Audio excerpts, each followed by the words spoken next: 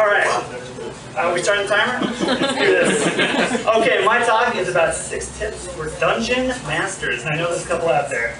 Or, as I like to put it, I thought I was a good dungeon master in my 30s until I read number 3. All right, now that you're all super curious about number 3, let's hold that intensity and preface this whole thing. Who cares about this? What is it? Who's it for?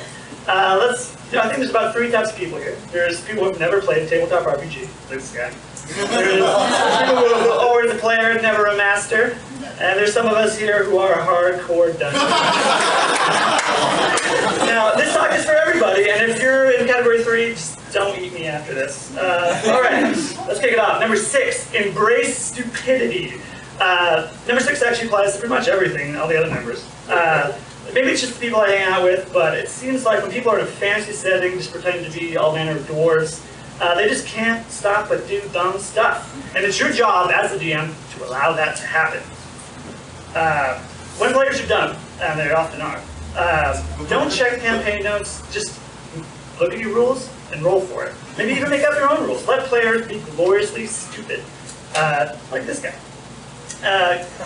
Some of the most infamous D&D characters, like Sir Barrington, who was a bear who bluffed his way to knighthood, only came about because the DM was like, hey, this sounds awesome, let's do it. Even, think about it this way, some of your favorite adventure movies are just riddled with humor. They're always very humorous, they have a lot of fun and awesome dumb stuff in them, and that's what makes a good adventure fun. Alright, let's continue on to number 5. Be a player.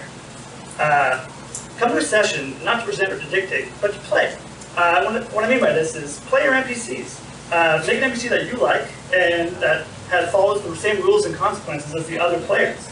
That character, when he dies, when you roll 20, the natural 20 that crits and swings the sword, you're going to cry over him too, even though you did it. It's a beautiful thing. And you might feel like you're having multiple personality disorder, but it makes players feel their agency because you're playing the same game with them. All right, number 4, share the dream. Now let me elaborate on this. DMing is like a dream. You are simultaneously yourself, the director, the actors, and the audience. But you're sharing this dream with a lot of other people. And they're all coming into this dream. And when you share this dream, sometimes it feels like motherfucking Inception. and it's easy in some ways. In some ways, it is.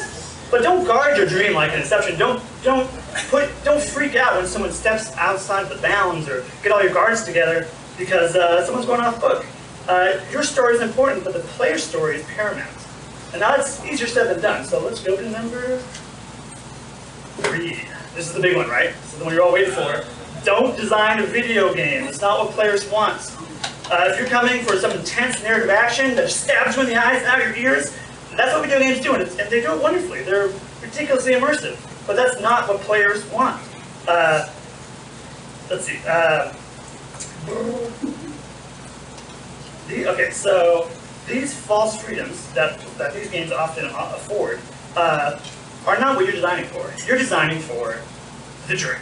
The dream. You can design 6 ways to go through, 3 vanguards and a wine cellar. You can think of all the ways that you could possibly get through there. Let them think of that. What you want to think of is all the cool things that afford awesome opportunities within that space. One of the best experiences I've had came from a random encounter table. 1 to 4, I rolled a 3.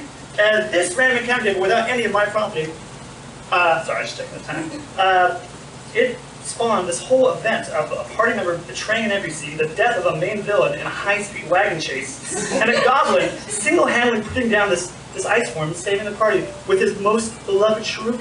This kind of thing, I could never write this up. Like, I could never come up with this in my PJs at midnight when I'm like, oh yeah, this is good. That's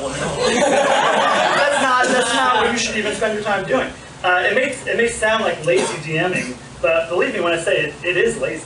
But you're making a whole campaign, and you don't have time for all that. Above all other things, keep it entertaining. And that means improvising your pacing. Always escalate. Keep things escalating. The DM's game is basically, you're playing a game of improvising off the player's actions and keeping it challenging and entertaining. If you see a player losing his thunder, he seems like he's a little bit out of the game, prompt them, ask them what they're doing, ask them what their character wants to do. Keep your map fluid. A lot of times, players just go all over the fucking place. They want to do what they want to do, and if they're going to miss a key area of your dungeon, take it out and put it somewhere else. Keep everything fluid. And number one, afford moments of brilliance. We talked about, okay, so set up scenarios rife with opportunities and with motivations for the player character, and I'll leave it at that. Don't do too much more.